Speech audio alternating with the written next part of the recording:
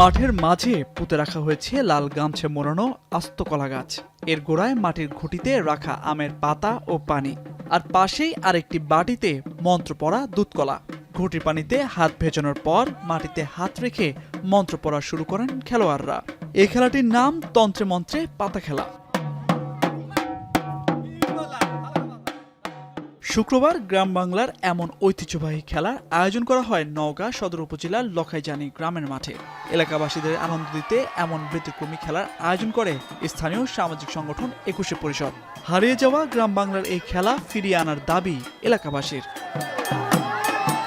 খেলায় ওঝা বা তান্ত্রিক এবং পাতা বা সন্ন্যাসী হিসেবে অংশ নেন অন্তত ২০ জন খেলোয়াড়।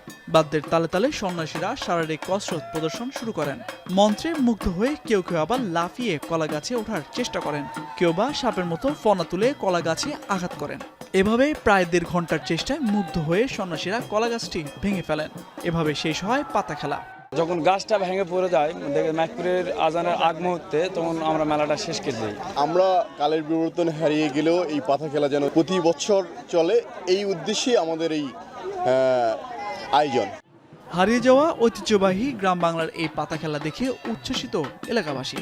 পরিবার পরিজন নিয়ে খেলা উপভোগ করেন বিভিন্ন বয়সীরা। পাতা খেলা দেখতে খুব ভালো লাগে, আবার ভয় লাগে। কলার গাছ দেওয়া আছে, সেটা উঠে ভাঙ্গে সবাই দর্শক দেখেন, সবাই আসছে, মজা দেখেই তো আসছে। খুব ভালো লাগে, আনন্দ লাগে, এই জন্য আমরা দেখি। আয়োজকরা জানান, শত বছরের ঐতিহ্যবাহী এই পাতা খেলা সুস্থ ধারার বিনোদন হিসেবে এলাকাবাসীদের আনন্দ দিতে এই খেলার আয়োজন করা হয়। পাশাপাশি হারিয়ে যাওয়া অন্য যেসব খেলা রয়েছে আগামীতে সেগুলো আয়োজন করা হবে বলে জানান তারা। বছরে একটা নির্দিষ্ট সময়ের তিথি নক্ষত্র দেখে এই খেলাটা হয়ে থাকে।